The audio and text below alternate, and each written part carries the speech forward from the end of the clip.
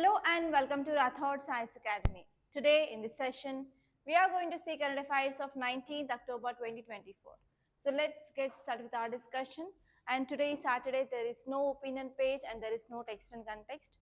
And there are even many articles which are relevant from our examination point of view. And we are going to see each and every article which is relevant from our examination point of view in this class. Okay, so see this image. So what is this image is depicting about? It is depicting about one lake, and this is very famous lake in India. It is Dal Lake.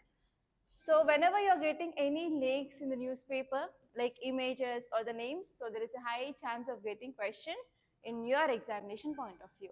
So where exactly you will be studying about the lakes? In which subjects? So in GS paper 1 under geography, we will be studying about lakes, types of lakes and how these lakes had been formed. And in your environment and ecology, you will be studying about wetlands. So in that wetlands, one kind of wetlands you will be reading is about lakes. Okay, so now let us see what are the dimensions you have to see from this image point of view. You have to see what is the meaning of lake, and you have to see types of lakes. Here we have saltwater lakes and freshwater lakes. You have to take India map and try to locate important lakes which are present in the each state wise, and you have to see what is the important feature of that lake. And already UPSC asked this kind of question in your prelims earlier. So there is also again a chance of asking question from this area as well. Lake, okay, they may ask in this way, lake, state, and fresh or saltwater lake. So in this way, you have to make a table format for all the lakes which are present in our country. And next one is, you have to see classification of lakes, whether they are tectonic lakes or how they formed, classification from geography point of view. And from your environment, we have Ramsar sites.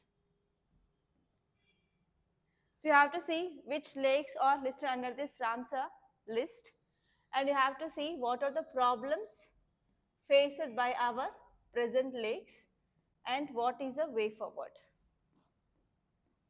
How can we address those problems or challenges? So in this area, you can expect mains based question. So mains based from your environment and ecology, and prelims based from your geography point of view. Now let us see some facts regarding this Dal Lake. So where it is located? In Srinagar, in Jammu and Kashmir. And one more important feature of this Dal Lake is it is surrounded by Pir Panjal mountains. And the other name of this Dal Lake is Jewel in the crown of Kashmir, or Srinagar Jewel. And it is the second largest lake in Srinagar, sorry, Jammu and Kashmir. So if you see the area of this lake, it is around 18 square kilometers. And very important feature of this lake is we'll be also having the floating gardens. They are called as Rad in Kashmiri. So during this months of July to August, you can see like very beauty here, because from this Rad, the blossoms of lotus will be seen. That too pink color lotus here, and that will be very beautiful scenic. And that time this area like Dal Lake will be attracting more tourists during the months of July and August because of that lotus blossom in this area. And this wetland is divided by 4 basins. First one is Garibal, next one is Loktak Dal, Bod Dal and Nagin. So some people they consider that this Nagin as a separate lake. And if you see here, this lake which is surrounded by Mughal era gardens, parks, houseboats and hotels, etc. Okay. And if you see, there are also some islands in this Dal Lake. So they are mainly filled with these chinar trees. Okay, that is the thing that you have to remember. And say this article, title says, SC closes habeas corpus case against Isha Foundation. So we are not talking about what happened this Isha Foundation. So what are the allegations based on this Isha Foundation? We are not going to deal with that, what is happening in this foundation. But the word you have to see is habeas corpus. Okay, that's very important. So the key word in this article is habeas corpus. So where you will be studying about this habeas corpus? In polity, in GS paper 2 under polity.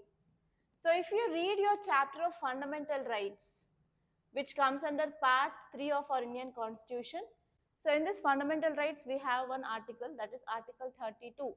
Article 32 talks about writs. And how many writs we have? 5 writs. What are they? Habeas corpus, mandamus, certiorari, prohibition and quo warranto. So we have 5 writs. So first important writ is habeas corpus. To understand this habeas corpus clearly, so there is one movie called as Jaibi. In that Jaibi movie, so they will file a case, that is habeas corpus writ. Okay, so actually this topic is very important, especially article 32. You have to know about what are those 5 writs, and UPSC will focus on that writs.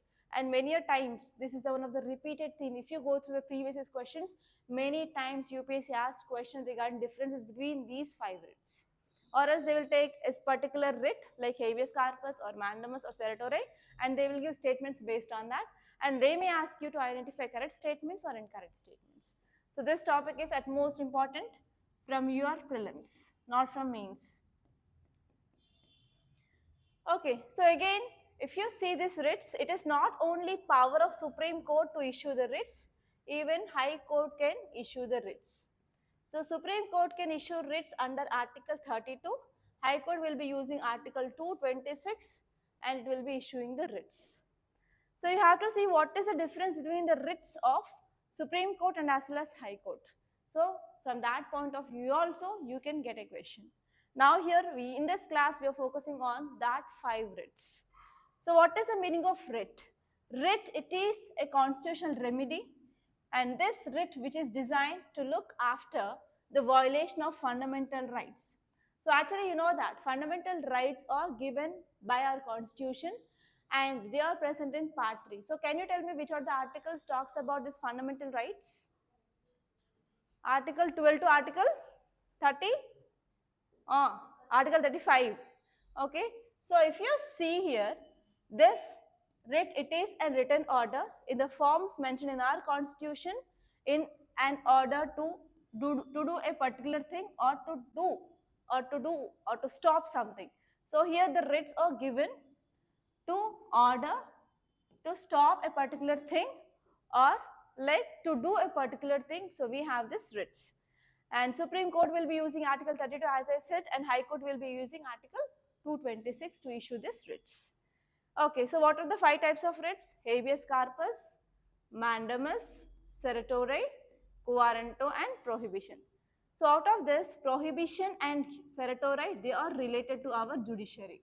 It is very important. Okay, so now let us see one by one. Habeas corpus. Habeas corpus is nothing but have a body of. To make it simple, if my fundamental rights is violated, for example, if I am detained or if I am kept in my jail, so it is violating my fundamental right. So instead of me, my concerned people like my husband or my family members or my relatives, they can file a case. That is called as habeas corpus. So this writ is used to release a person who has been unlawfully detained or imprisoned. If any person who is unlawfully kept in the jail or imprisoned, so you can file. Not only that concerned person can file, but even other persons who are concerned with that person can file a petition, that is called as writ petition. If court concludes that if that detention is unlawful, then that person should be released immediately. That is called as habeas corpus. And this one is mandamus. Mandamus means nothing but we are commanding. So now here this court, okay, either Supreme Court or High Court will direct the public authority to perform that legal duty. Okay, so we are commanding you to do that duty. So court is demanding on the public authority to do certain duty. That is called as mandamus. So again, one more important point you have to focus is this mandamus will be issued only on public authorities. So court do not have the authority to command any private authorities. That means court can give this writ against public officials or public corporation or any tribunal or any inferior court or the government, but it cannot be issued against any private individual or body. So on this point also UPSC can give a question. So which of the following writs can be issued against only public authority, or which of the following writs can be given against private authorities? Okay, and next one is prohibition. Prohibition is given by the court to one more court. So it is given by High Court or Supreme Court to subordinate court or tribunal to prevent them from exceeding their jurisdiction. They want to stop the things. They want to stop the proceedings. That is called as prohibition. Okay. And this one is certiorari. Certiorari is also given by the High Court or Supreme Court to judiciary and as well as quasi-judicial authorities. Okay. Like without having jurisdiction in such case, if they are going for jurisdiction, it will be violating the principle of natural justice. So here this certiorari says that court or tribunal, they have to transfer the matter to another superior body. So that is called as certiorari. And next one is quo warranto. For example, if any person who got any government job but he is not satisfying the qualification, then we can ask them directly, what is your authority to have this post? That is called as quo warranto. So quo warranto issued by the court to inquire into the legality of the claim made by the person who is holding that public office. So what is your authority of holding that office? That is called as quo warranto. So these are the 5 important writs that you have to know for sure.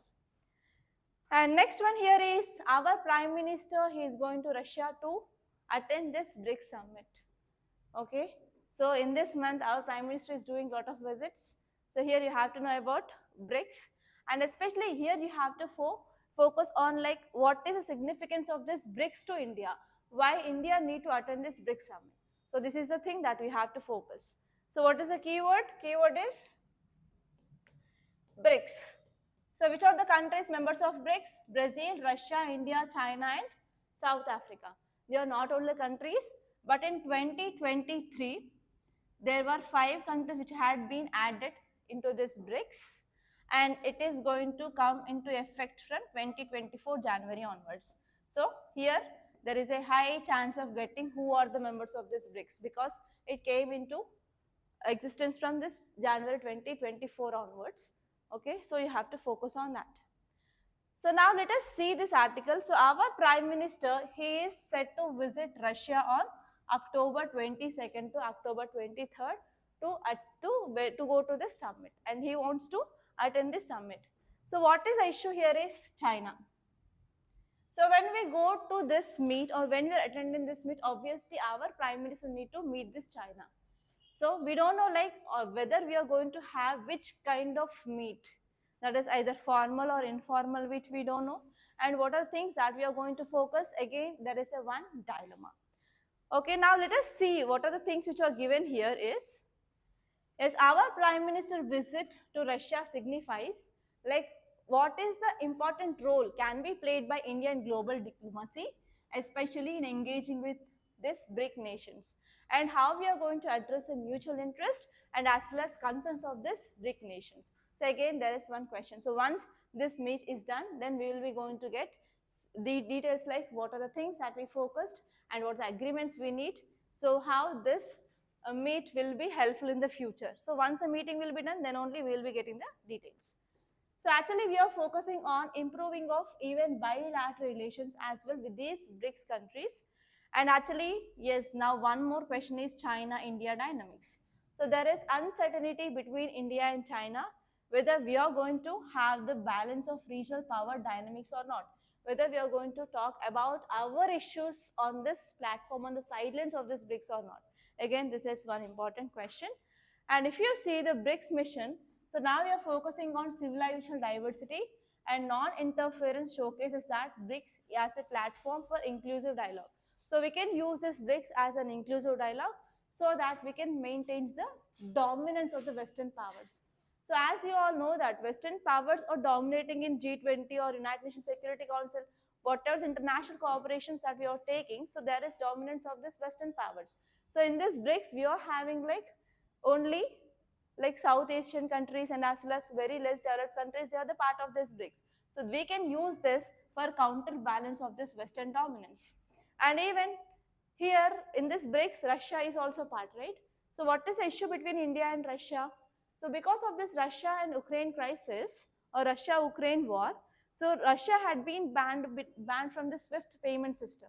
So SWIFT payment system, it is one of the international payment system through which the trade and the payments will be made. But it had been boycotted from that. So from that onwards, we are going for rupee ruble payment system. So now we are going to have an opportunity to talk about any other alternative for this SWIFT payment system between India and Russia, so that we can also focus on financial infrastructure, and as well as we can also focus on economic cooperation or economic resilience in this BRICS now. Okay, and even we are focusing on currency utilization, whether we can go for only using of US dollars or like our national currencies for the trade or not. So that is a thing also that we are going to talk in this meet. And even recently we saw that there are 5 countries they had been added in this BRICS. So here we have to talk about even how this expansion of this BRICS helped, or else what are the concerns of this expansion of this BRICS. So all these are the important things that we are going to discuss in this BRICS meet. Okay, so if you see the basic facts regarding this BRICS, so the acronym of BRIC, here we have small s, which had given by one British economist called as Jim O'Neill in year 2001. So after that, what happened? So this small s became capital S by joining of South Africa in 2010. So whenever it was formed, it was like BRIC, and later on BRICS from 2001 to 2010. So in 2010, so South Africa had been joined this. So recently 5 countries they had been joined this BRICS. So please make a note of that. Egypt, Ethiopia, Iran, Saudi Arabia and UAE. Egypt, Ethiopia, Iran, Saudi Arabia and UAE, they are the 5 new members of this BRICS. So what is significance of this BRICS for India? First one here is India will be getting a platform to showcase its voice because India is the leader of Global South. So BRICS acts as a platform for India to raise its concerns, and even India can advocate the rights of other developing countries as well, because India is acting as a leader of Global South. And which kind of issues we can focus on? Terrorism and as well as climate change issues. And next one is, yes, here BRICS can provide a safe space for dialogue as well. So BRICS can act as a neutral platform for India to engage in dialogue and as well as to manage political rivalries during the times of bilateral issues. Especially we can also use this to address the issue of India-China border disputes as well. So earlier in 2017 we had a Doklam issue. So we used this BRICS as a platform to resolve that issue. So in the same way, if we are having any bilateral issues with the countries of this BRICS, yes, we can use this platform to resolve them. And actually one more important thing here is Pakistan is not the part of this BRICS. So there is increasing of efficiency of this BRICS. And next one is we can also boost our multilateral reforms demand as well. So whenever we are having separate grouping, okay, where the common interest countries are part of. For example, when we discussed about this United Nations Security Council, UNSC, we discussed about this G4 grouping, yes? In that G4 grouping, India is part, Japan is part, Germany is part, and Brazil is part. So here in this BRICS, Brazil, India, both are the part of that.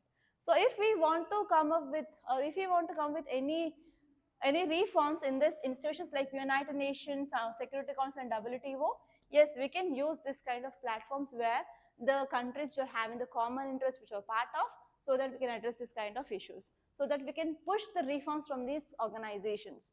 And next one is it will also help for inclusive financial architecture as well. So as you all know that we are having a new development bank which is under this BRICS, which will be providing loans for the infrastructure projects. So in this way also, through this new development bank, it will be providing the funds for its membered countries, so that it will be helpful for development of infrastructure in these membered countries. And even we can also reduce import dependence whenever there is increasing of cooperation.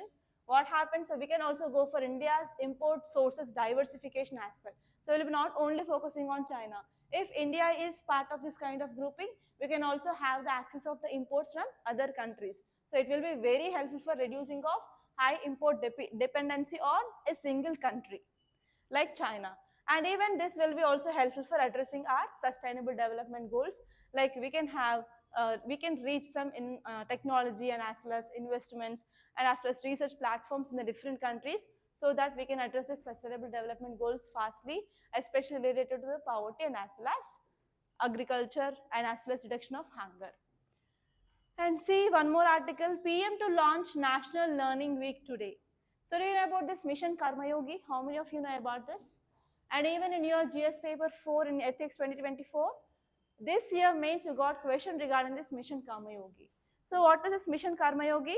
It is about training of civil services as per the present needs. So government found that that is very useful. After introducing this mission Karma Yogi in 2020, so we got a lot of changes in our attitude of civil servants. So in the same way, now PM wants to launch National Learning Week every year. So we are going to have this start of this National Learning Week today, and the name here is, write down this, Karma Yogi Sapta. So here you can get a question like, recently Karma Yogi Sapta is in use, what it is? It is related to training of civil servants. Okay, so you have to know this because it is related to you guys. You have to remember this mission Karma Yogi, and you have to know about this Karma Yogi Sapta. So what happens in this week? So this article is important from your governance point of view, from GS paper 2, and there is a high chance of getting your prelims based question. And in mains based question, whenever you are writing about how we can improve the values in civil servants, how we can make them sensitized towards the weaker sections of society, you can use these two words, mission Karma Yogi and as well as Karma Yogi Sapta. These are the programs launched by the government to increase the sensitivity towards weaker sections of society in the civil servants. Clear? Okay, now let us see the context why it is in news. Our Prime Minister launched this Karma Yogi Sapta. Will launch this Karma Yogi Sapta. It is a National Learning Week today, and especially they are focusing on imparting of fresh impetus towards individual and organizational capacity for the development of civil servants. So for the development of civil servants, we have to impart some individual based values, and as well as we have to improve the organization capacity. So for that, they are going to implement this. And what are the highlights of this? So I didn't get the matter for this. I searched more than, I searched India Today, I searched Economic Times, I searched PIB, and finally I took this information from PIB today. Okay, so if you see, the National Learning Week will be the largest event of its kind, and we are providing the fresh impetus, fresh values to the civil servant from individual point of view and as well as from organization capacity point of view. And this initiative, they are focusing on to create one government. So one government is nothing but everyone should align, should follow national goals, and they have to promote lifelong learning. So this is the one important aim of one government. So here also you can get a question in your prelims. So recently one government is in use. What is this means? So which of the following options exactly says about one government? One government is nothing but we are aligning towards national goals and we are focusing on promoting of lifelong learning. So there are two types of questions that you can get from this topic. And actually through this mission, we are focusing on learning through various forms of engagement by individual participants. So here individual participants like civil servants, they will be including, and even different ministries, different departments and different organizations. Okay, and what is the target of this week here is, we have to achieve a target of at least 4 hours of competency linked learning. At least 4 hours of learning here civil servants need to learn about the values and about the organization, etc. And here in this learning, they will be focusing on role-based modules, individual role-based modules, like, so which kind of roles a civil servant need to play, or else they will be also showing some role models who got awards, who did the good works. And this one is, they will be also having this IGOT, so they will be also learning about how to use this ICT, etc. And even there are some webinars. In that webinars, they will be having public lectures, public masterclass that you will be having in your foundation course in Dabasana. And this one is, during this week, eminent speaker, they will be delivering the talk. They will be delivering the talks in the areas where especially civil servants need to get the prominence, and how they have to focus on citizen-centric delivery and how they have to ensure the public service effectively. Okay, and even as I said, different ministries, departments, organizations, they will be also involving and they will be also organizing seminars, workshop, and especially these present departments and ministries, they will focus on domain specific competencies. So in which areas, how they improve their efficiencies. Okay, what are the tasks they have to do. Okay, almost all civil servants, they will be not having only district collector, right? So they will be also doing different works. So in their works, what are the things that they have to focus? How they have to increase the public service delivery system, how they can focus on citizen-centric delivery. So all these are the important areas where the government is focusing, because ours, if you are having a good civil servant, that will lead to the progressive society. Okay, so this is the thing. And say this article, a perilous highway to salvation in the Himalayas. So what is this article maybe talking about? Yes, Chardham project. What is this Chardham project? Chardham project, where we are focusing? In which area? Is it a pilgrimage sites? Tell me, char means four. So in this project, we are focusing on widening of roads of this 4 pilgrimage sites. So which are those 4 pilgrimage sites? Kedarnath, Badrinath, Gangotri and Yamunotri.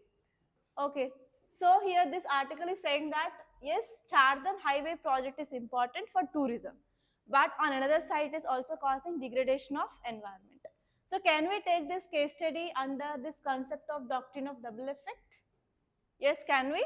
So in this way, again you will be getting a case study in your ethics paper 4 from your current affairs regarding, yes, you are a development officer, transport officer, and you got a letter from GO, that is Government of India.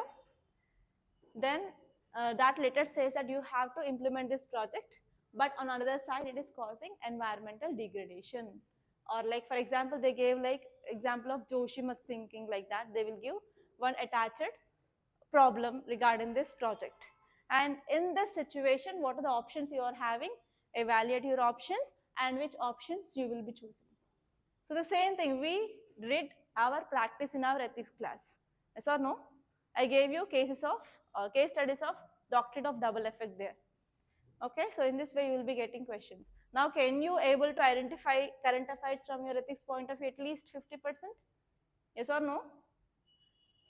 Okay, now let us see this article. From which subject you will be dealing with this? From GS paper 3 environment and ecology, from GS paper 2 under governance, because Chardham is a project of our government. Next, infrastructure development, which comes under your economy, and this one is doctrine of double effect from your ethics GS paper 4. Is that clear? Okay, now let us see this article. So there is growing scientific evidence that Chardham highway project will have a catastrophic consequences for this mountain ecology. Why this kind of development project is unsustainable in this Himalayas? Again, we have to connect with the geology. So can we connect with geography regarding the formation of Himalayas? So how they formed? So what is the process of formation of Himalayas? So why this Himalayas formed? Because of movement of plates, plate tectonics. So whenever this Indo-Australian plate moved towards northwards, whenever it hit this Eurasian plate, what happened? The sediments in this Tethys that had been elevated and formed this Himalayas. Can you tell me types of Himalayas? Trans-Himalayas, Greater Himalayas, Lesser Himalayas, and Sivaliks. So which is highest? Which is the highest in these 4? Trans-Himalayas. Why? Whenever the first time the hit of this Indo-Australian plate towards north, what are the sediments which are there in this Tethys? They were very high. So that led to the high elevated Himalayas. And why this Himalayan region is called as unstable now? Till now also the plates are moving. So till now also the height of Himalayas is increasing. Yes. So because of this area is very highly unstable. So is that sustainable when we are going for developmental projects in this unstable region? No. So because of this we are having this kind of disasters. So tell me recent disasters in this Himalayan region, what we are having? Landslides, next. Glacial lake outburst floods, next. Okay, cloudburst. Okay, cloudburst in Uttarakhand and as well as UP region. Okay, next. So tell me now, can we continue this Chardam project? For example, if you are a road and transport officer, so what steps will you take? Will you continue this or not? If you are not continuing this, how can you ensure the development? How can you achieve this aim of Viksit Bharat 2047? Is it an ethical dilemma or not? So in this ethical dilemma, which kind of theories will you using, consequentialism or non-consequentialism? Tell me again. Will you use this utilitarianism or not? What is this utilitarianism? Majority people will get happiness. If these pilgrimage sites are not developed, majority people will get happiness or not? So if they are having problems like there is no proper infrastructure, there is no proper transportation, etc., then what happened? They will be always facing the problems. So as a civil servant, which action you will be taking? Come on. It's a very difficult situation, right? So in this way only you will be getting your case studies. So if you are getting this kind of ethical issues and ethical dilemmas, you can take help of your thinkers, you can take help of your theories, and you can take the step. Have understood now how you have to use your thinkers and theories to answer these case studies? So if I say everything in ethics class, you won't give me answer, right? Okay, so let us see some facts regarding this Chardam project. So the Chardam highway project aimed at enhancing religious tourism in Himalayas. So which are those four places? Badrinath, Kedarnath, Yamunotri and Gangotri. And actually there is opposition which is coming, because whenever we are going for this kind of development activities, that is causing some impacts like increasing of landslides and as well as sinking of areas which are present in that region. Okay, and even there are some environmental concerns which are going on in this project. So because of this we did proper assessment, and as well as because of any disaster which is happening here, so what happened? So these regions are like crowded places with these pilgrims, so it will cause us huge fatalities. And even because of climate change also there is increasing of disasters. So because of climate change, because of global warming, there is increased glacial lake outburst floods. GLOF is happening because of this climate change. So on one side because of development, and on one side because of climate change, we are having certain issues. Okay, so if you see some important points that are given in this article was, like because of this Chardam highway project, which is saying that yes, development is important. Whenever we are prioritizing this development, that is economic gain over the ecological preservation, so we are having irreversible damage. So again, the issue here is economy versus environment. Whenever we are giving priority for economy, there is environment degradation is happening. So there is biodiversity loss. So there is no proper fragile ecosystems. And next one is even there is increased landslide risk. So recently one study highlighted that because of this construction, that is leading to the increasing of landslide occurrences. So that now we are understanding that yes, there is a clear-cut link between human activity and increased geological instability.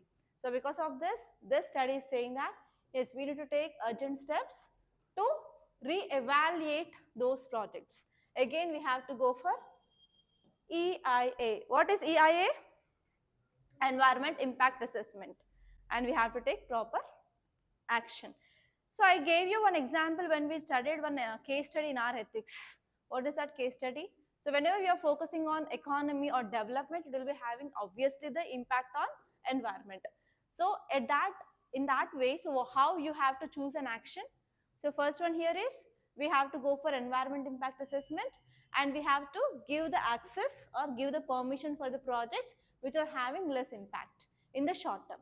In the long term, we have to take the help of technology, AI, everything, and we have to completely eliminate the side effects of that project. If that is not happening in the long run, if that project is causing irreversible damage to the environment, we have to cancel that project. Can we apply the same thing here? Okay. And this one is what are the future climate change challenges? So because of increasing of climate change, again this region may face more extreme weather events that will amplify the danger which posed by inadequate infrastructure planning, and because of that, that will also increase future fatalities, that is nothing but deaths. So again, we have legal and ethical dilemmas here. Whenever we are prioritizing the national security over environment integrity, it will raises again ethical concerns. So now we have to focus on the ethical governance, good governance, how we can focus on maximum public good over economical benefits to a country. And this one is, yes, we can understand that whenever government is coming with this kind of projects, obviously it will be violating some of our environmental policies as well. So government need to come up with a legal framework. So it should poses like what are the long-term risks are there to biodiversity, ecological imbalance. So based on that, we have to take the proper policy decisions. And this one here is always there will be one more dilemma between infrastructure needs and as well as environmental stability. So here, whatever the infrastructure we are focusing, it should not cause any damage to the environmental health. That is the thing. And finally, we need proper scientific assessments before implementing of any project so that we can minimize the losses. Okay, what is this Chardham Mahamarg Vikas Pariyojana? It is focusing on improving of connectivity, especially broadening of roads. Okay, we are increasing the road sites between these 4 pilgrimage sites, Kedarnath, Badrinath, Yamunotri and Gangotri in Uttarakhand. And as I said, it is focusing on widening of this existing roads. So who is the organization which is executing this work? That is Ministry of Transport and Highways. Next one is Uttarakhand State Public Works Department, BRO, that is Border Road Organization, and National Highway Infrastructure Development Corporation Limited. So if you are getting any case study regarding this, they will give in these four, you are head of one, like you are head of Ministry of Road and Transport Highways, or else you are head of BRO, you are head of State Public Works Departments, like this. And say this article, forecasting better in India come rain or shine. So what does this article might be talking about? It is talking about Project Mausam. What does this Project Mausam is about? Weather forecasting, right? Already you wrote mains question regarding this Project Mausam, Mission Mausam. Okay, so this article is important from GS paper to under governance point of view. We are talking about monsoons. So from GS paper 1, from Indian geography, you will be reading this topic of monsoon clearly, and this is the favorite area of your UPSC. And next, you can see about GS paper 3 under environment and ecology. You will be studying about this climate change, how it is impacting this monsoon. So from these three subjects, you can refer this article. So what are the dimensions you have to focus? You have to see about monsoons, and you have to see what are the factors affecting the monsoons, and you have to see the progression of monsoon, how it is happening, and what are the problems, and even you have to see what is El Nino and La Nina concept for sure, and you have to see what is the impact of climate change on monsoon, and obviously you have to see about this, what is this Mausam mission, and what are the aims and objectives of this mission, how we can enhance the productivity of this mission Mausam. So all these areas that you have to focus. Okay, now let us see this article clearly. So India's monsoon season has been severely impacted by flooding. So especially now in this monsoon, especially in Telangana also we had floods, and even in AP also we had floods, and even now also in this retreating monsoon also, so there is heavy rainfall in AP now. So Tirumala, you know this Tirumala Tirupati Devasthanam, so they had been closed this walking route to this temple. So now you can understand that some areas you are getting extreme floods and some areas you are getting droughts. Why? Because of impact of climate change again. So here you have to know about, yes, if you want to tackle this kind of situations, what is the weapon we can use? We can use early warning system. So whatever the warnings is given by IMD or World Meteorological Organization, are they accurate? To some extent, they are not accurate. So because of this, we can come up this kind of projects so that we can improve our focus on this early warning systems or forecasting systems.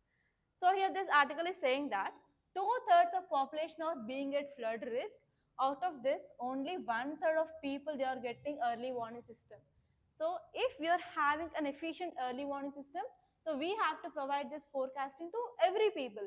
But here, out of 2/3, only 1/3 are getting early warning system. What about the remaining 1/3? They're always the vulnerable people, right? So here, whenever we are talking about inclusive growth, inclusive development, we are saying that we are not leaving anyone.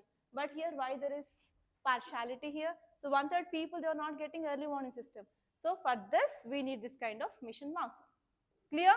And you have to remember this data for sure. Whenever you are writing your disaster management related answer, you have to include this data. So only one third people are getting proper early warning system out of two thirds, so that there is increased risk of floods faced by this vulnerable people.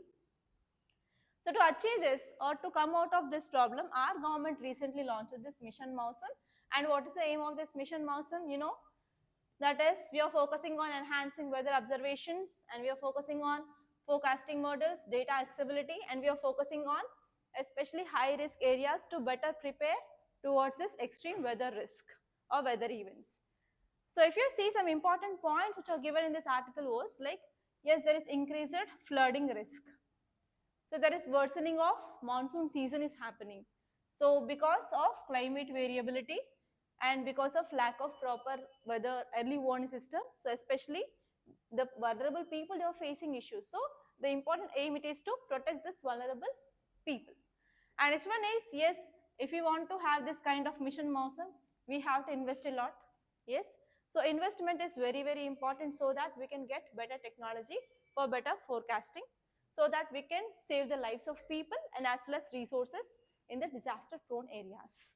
And next one is, we need proper data. So actually, because of lack of weather data, that is hampering our research innovation. So now we have to focus on providing the data so that we can get some localized solutions to address this impact of climate risk. And this one here is, we can also focus on geography prioritization, like we can install some radars, especially in areas where they will be having this kind of disasters, like especially western coast will be getting more amount of rain, because these winds, they will be first hitting the coast of Kerala, right, and they will be moving towards north. So western coast will be getting more amount of rainfall, and even Kerala and Karnataka, they are most vulnerable because of this monsoons, especially Idukki and as well as Kodagu regions, they will be getting this kind of floods every year. So especially we have to go for installing of radars in this region, and we can also see whether there is any cyclone alert is there or not, especially that vulnerable people, they need to get warnings regularly. And this one is, even we can take international example, like how other countries are managing this kind of floods or hurricanes, etc. Like US, UK, they are focusing on having open weather data systems. And in this way also, India can follow this open weather data systems where everyone can have access to the data of weather, so that we can enhance local forecasting capabilities. And even we have to improve the communication, and we even if have to go for giving of information, proper awareness to the people, and people should be well informed first of all about what are the steps they have to take and what is going to happen in the future. If they are having this information, obviously they will be at least taking some steps to save their life and as well as property. And next one here is, we can also go for collaborative innovations, like we can also take help of government, academia, private sectors, so that we can get some innovative solutions. For example, we can take help of IITs so that we can get some technologies, okay, like that. And if you see some facts regarding this mission Mausam, it is a 2000 crore rupees initiative of government, and we are focusing on upgrading our weather forecasting system. And the important aim of this mission, it is to enhance capabilities of organizations like IMD, and we have National Center for Medium Range Weather Forecasting, and as well as India Institute of Tropical Meteorology. And the important aim under this mission Mausam is, by 2026 we have to install around 60 weather radars in vulnerable areas and 50 wind profilers, so that we can monitor the velocity of wind. So actually, whenever there is cyclone alert is there, so the wind will be moving at a very high speed. So we have to monitor that speed so that we can give the warnings to the people, and we can give some precautions to the people, like how we can minimize the damage. And next one here is, we are also focusing on cloud simulation chamber to model rain clouds and to test weather interventions. And you can also see, like if you are having the monitoring of clouds, if you know that what is the capacity of that cloud and how much rainfall it causes, so we can also address the problem of cloud burst. And this one is we are also focusing on exploring of lightning strikes. So as you all know that because of this lightning, every year more than 3 to 400 people, they will be dying in India.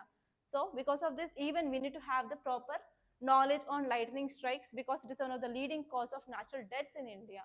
So we are also focusing on this under this mission mouse. Okay. So these are the important articles that appeared in our today's Hindu newspaper. So by this I'm concluding. I hope you enjoyed this class. If you really like this class, please hit the like button and please do share this class to your friends and do subscribe to Rathods Science Academy. And thank you so much for watching.